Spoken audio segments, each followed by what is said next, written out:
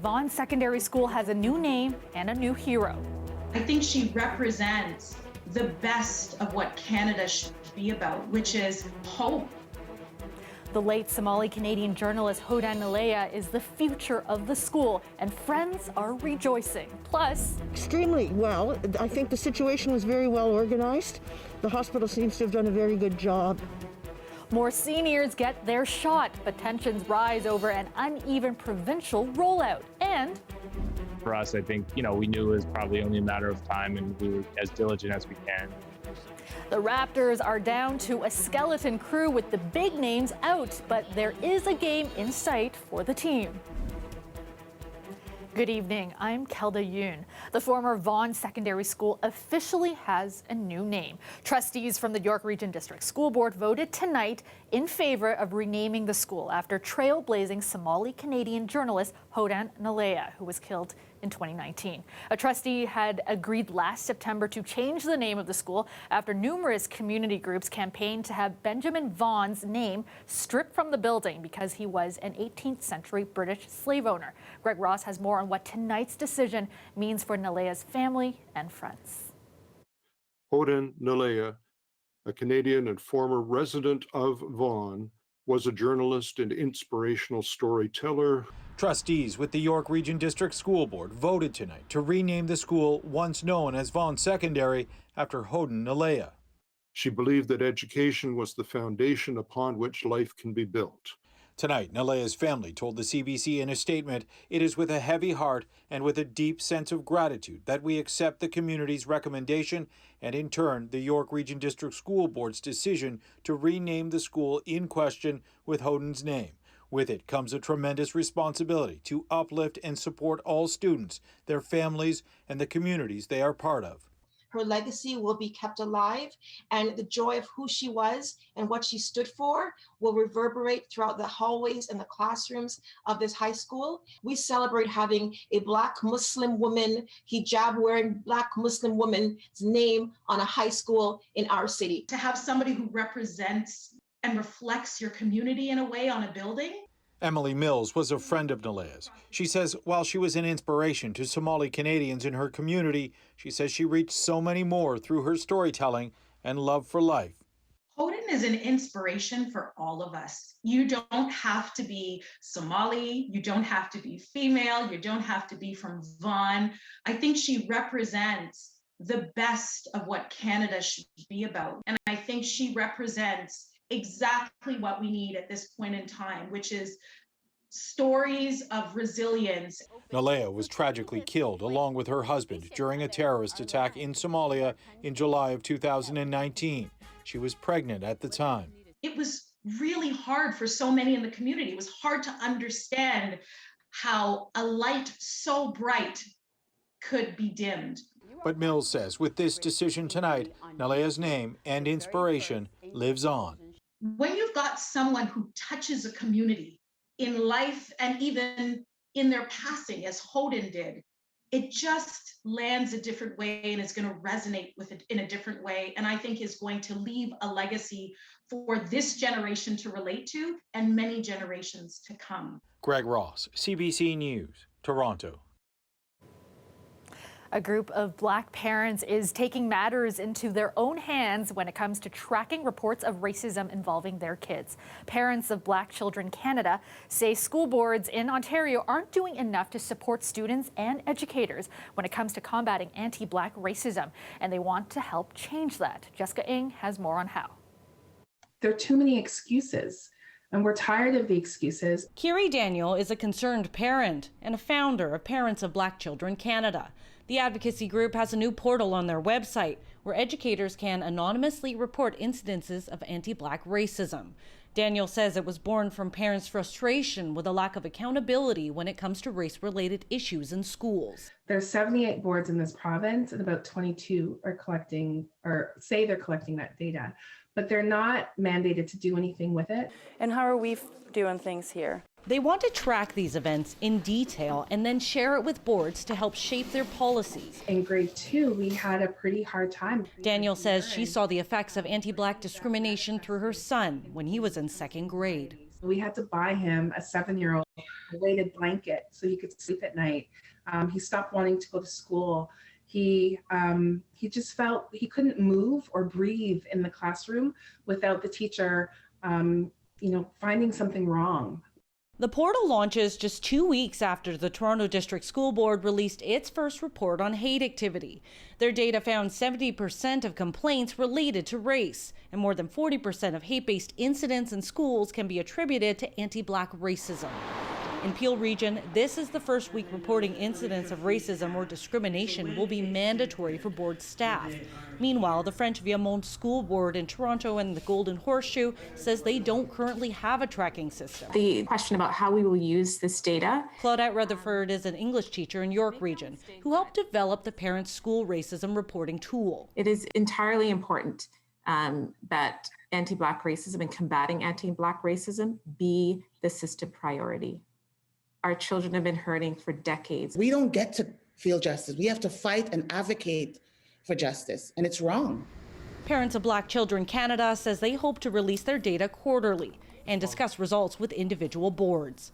Jessica Ng, CBC News, Toronto. Ottawa says about 945,000 doses of COVID-19 vaccines will reach Canada this week. That includes the first shipment of 500,000 AstraZeneca shots. But that good news is tempered by a sobering update from the country's top doctor. Following a month-long decline in COVID-19 activity, daily cases counts have leveled off, and we're now seeing a moderate increase nationally. At the same time, the number of cases involving more contagious variants of concern continues to increase. Dr. Theresa Tam says there are now nearly 1,400 cases linked to COVID variants. More than 90% of these are from B.1.1.7, the variant first identified in the UK. Tam says the new variants are now circulating in all provinces. Well, yesterday it was York Region. Today, seniors in Peel got to roll up their sleeves for a shot of the vaccine. Meanwhile, in Toronto, some hospitals began pre-registration on their websites today, with a few technical hiccups due to the amount of people rushing to sign up. As Lorena Redicott reports, the uneven rollout in the GTA so far is causing some frustration.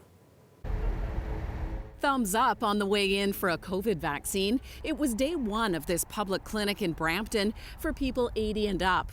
This couple booked online last night with their daughter on the phone for support. I was pretty nervous because I wanted to make sure everything went well, and we were able to get the appointment. He did have an appointment for 8:40 this morning, and it's just after 9 o'clock, and we're leaving now, and we're both very happy about it. But many health regions aren't that far along. Debbie Krakowski is an essential caregiver for her dad in long-term care in Sarnia. He got his first shot a few weeks ago.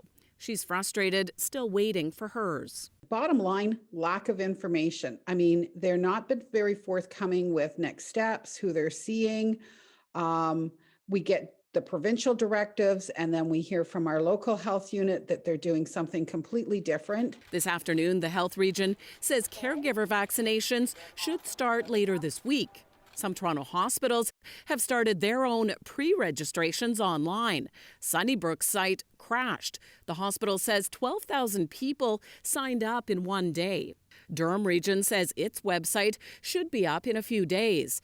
The provincial online portal isn't expected to be ready until March 15th. Why are we having to wait until the middle of March for the provincial system to be up and running? And again, it speaks to how this government has just never acted with any urgency. I don't think there is a timeline. It's more of a stroll out than a rollout of a plan. Today, the health minister confirmed the province will not be giving the AstraZeneca vaccine to people 65 and up, following federal recommendations. Unlike BC, Ontario will not go ahead with extending the time between doses to 4 months until federal officials give the okay. Have more people be vaccinated, at least with the first dose. And with the variants of concern out there, this could make a significant difference for Ontario in reducing hospitalizations and deaths. The province is also holding off on its latest vaccine timeline until those federal guidelines come. Lorena Redicott, CBC News, Toronto. One of the lucky recipients of the vaccine in Brampton today was former Ontario Premier Bill Davis. The 91-year-old is well suited for the eligibility requirements. Today marked 50 years and 1 day Davis was sworn in as Ontario's 18th Premier. He received his dose at the Chinguacousy Wellness Centre. Well, after being forced to postpone 2 games due to positive COVID-19 cases, the Toronto Raptors will hit the court tomorrow, but the available players have been whittled down to just a dozen men. It's hard to play 12 players, right? So we will figure it out. But I feel that I can count on any of those guys with confidence. I have really full confidence on them. The team announced today that starters Fred VanVleet, Pascal Siakam, and OG Anunoby are out due to the NBA's health and safety protocols. The game against the Detroit Pistons was originally slated for tonight, but was postponed because of positive test results and contact tracing. Sunday's game against the Chicago Bulls was also postponed. Those left playing tomorrow have avoided getting the virus due to solo practice time. We've had multiple days here with no new cases. I think that's really important. Something the NBA stressed to us that, would allow us to at least get back on the court as a team. So multiple days of no new cases, I think, is the big takeaway here. The Raptors at least have some time off coming up. Their last scheduled game before the NBA All-Star break is Thursday at Boston. York police have arrested a 37-year-old driver involved in a hit-and-run in Markham that left a woman with critical injuries.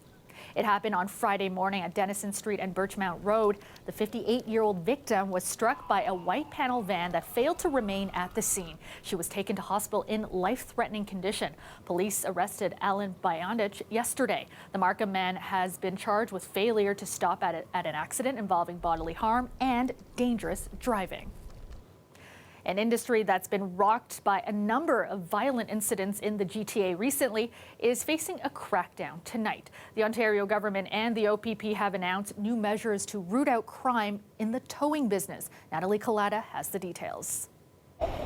From shootings to arson, the GTA's tow truck turf war has proven deadly. But today, the beginning of the end, or at least that's the promise. We won't rest until you feel safe on the job and you are confident that the business you have built with your hard work are protected from the threat of criminal activity. Today, the provincial government announced new rules for the industry, including proposed licensing, standardized pricing, and a pilot project to start this summer, dividing highways into 4 zones, designating areas where only government-approved tow companies can work. This means that no other towing company can tow vehicles within this tow zone. The hope is it will stop the first-come, first-served competition that's fueled escalating violence across southern Ontario. Last May, police across the GTA laid roughly 200 charges against several organized crime groups within the industry, including first-degree murder. This has been going on for many years, and it has gotten worse and worse. For St. Catharines Tow Company owner Barry Robbins, the measures bring relief. He says his drivers have been threatened on accident scenes by other drivers with guns. It'll save the public. They'll know what they're going to pay, what they're going to save, the safetiness of it all for there, and it'll make the business legit again. The province's towing association also applauds the new rules. Why are criminals involved in the towing industry? That's where the money is. By putting in proper rules, regulations, basically what they've got, we're very impressed with. OPP and Toronto police officers have also been investigated for their ties to corruption in the GTA towing industry. Part of the plan announced today also includes a look inward. Any indications of corruption will be dealt with the same level of seriousness that you have seen over the last 12 months. We are committed to rooting it out and will accept nothing less. The government hopes to propose the legislation for its oversight model, including licensing, later this spring. Natalie Collada, CBC News, Toronto. Prospectively, I look back and I'm just like, they didn't do anything to prepare us for reality. Foster care in Ontario is far from perfect, but the pandemic has caused some positive change for those aging out of the system. Coming up, our CBC exclusive story. And A cold start to today, but things are heating up for tomorrow. Your full forecast after the break.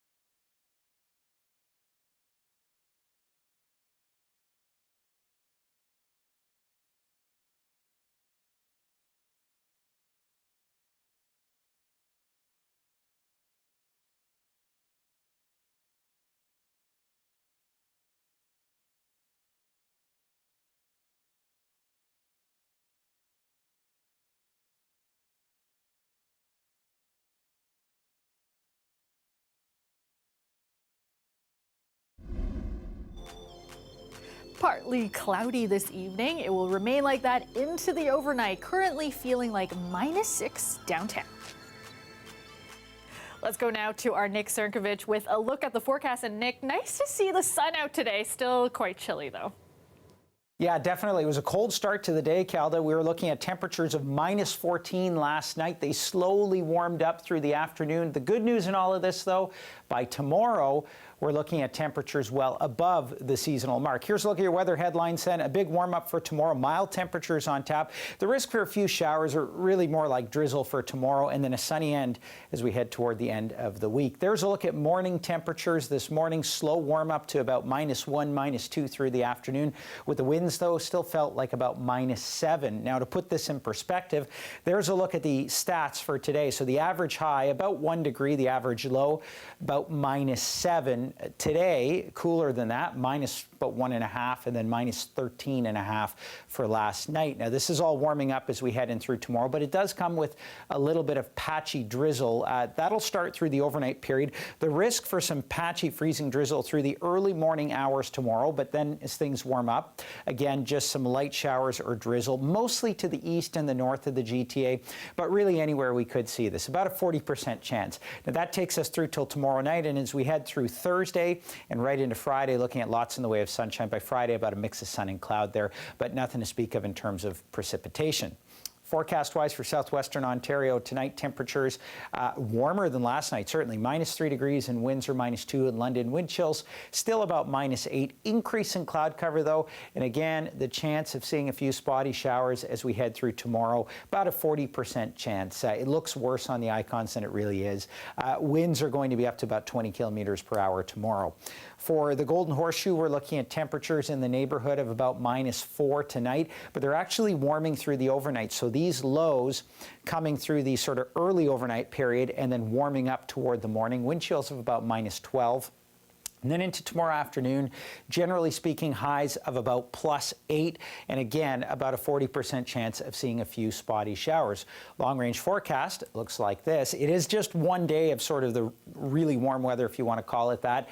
We get the sunshine back on Thursday, highs to about 0 degrees. We're pretty much hovering around seasonal as we head toward the end of the weekend, but it looks like a pretty dry week for us as we get through Wednesday. And then onward, we're looking at mostly sunny skies till Sunday. Kelda. Sounds good. Thanks so much, Nick. The weather is brought to you by Trane, the most reliable heating and cooling brand. We test, so it runs. It's hard to stop a train. CBC News has learned the Ontario government is making major changes to the child welfare system. Instead of aging out of the system at 18, the province wants to implement a model that ensures youth are ready and supported to be on their own first. As Angelina King tells us, the pandemic helped push this change. Hey, Shamari. 5 years after aging out of foster care at 18, Shamari Mbeki still relies on support from a charity that helps young people transition out. He says while he felt ready to be on his own at the time, retrospectively, I look back and I'm just like, they didn't do anything to prepare us for reality. You don't really get all the skills that growing up with an actual family and being interacting with your family, your loving family would give you. Mbeki entered the system at 13. By 18, he had lived in 5 different homes. My process on coming out of care was more I just want to be gone. I don't care. This is the worst thing ever. Abdoulaye Diakabi felt different. He was petrified to turn 18 and didn't feel ready to leave. I was thinking how I'm gonna able to do my grocery, how to cook, how to go to school, and how to pay my rent, how to get that job. Heather O'Keefe runs Stepstones for Youth, the charity that supports former kids in care like Mbeki and Diakabi. We're putting them out onto the street and saying good luck. Well, that doesn't work. The Ontario government is hoping to change that. Due to the pandemic, the province placed a moratorium on youth aging out of care last March. It's since been extended until September 2022. CBC News has learned the province will use that time to design the new system, doing away with the current age cutoff and working to ensure youth feel supported and prepared to be on their own. We're building a model that is going to support young people through the milestones in their age. Just under 12,000 young people are in Ontario's child welfare system. Some are eligible for financial assistance until age 21 and other supports until 24. But still, about half of young people who experience homelessness in the province were involved in that system. More than half drop out of high school, even more rely on social assistance. This is fundamentally about bettering the lives of the most vulnerable young people in the province. Former Youth in Care and advocate Cheyenne Rettenham is partnering with the ministry to help develop the new model. It should be in a way where young people are supported to make those decisions and not having decisions made for them, so they can take ownership of their lives. O'Keefe says even after the changes are in place, she'll still be there to help. They need to have people that care about them and guide them through life choices. They deserve what other young people deserve. Anyone currently in care in Ontario will leave under the new system once it's developed. Angelina King, CBC News, Toronto. Coming up, it had been dormant for centuries. Now, this volcano in Indonesia is putting on quite the show.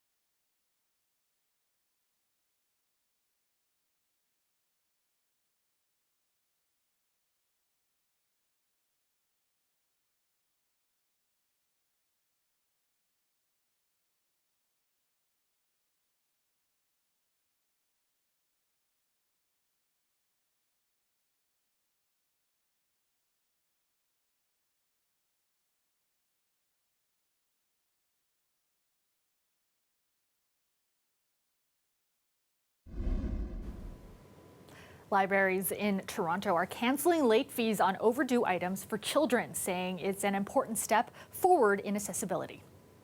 The penalties drive away the very people who stand to benefit the most from the libraries. The access to the materials, the access to the internet, the programs that are at the library, the whole experience of being at the library.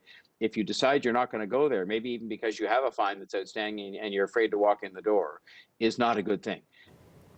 The libraries will not charge overdue fines on all children's materials checked out on children's library cards. The cost of this move will be covered by funds raised by the Toronto Public Library Foundation, which says late fines disproportionately affect racialized and low-income communities, adding that 5% of children from these communities have blocked library cards due to overdue fees, compared to 1% of kids from other areas. The library plans to phase out fines for teens and adults as well.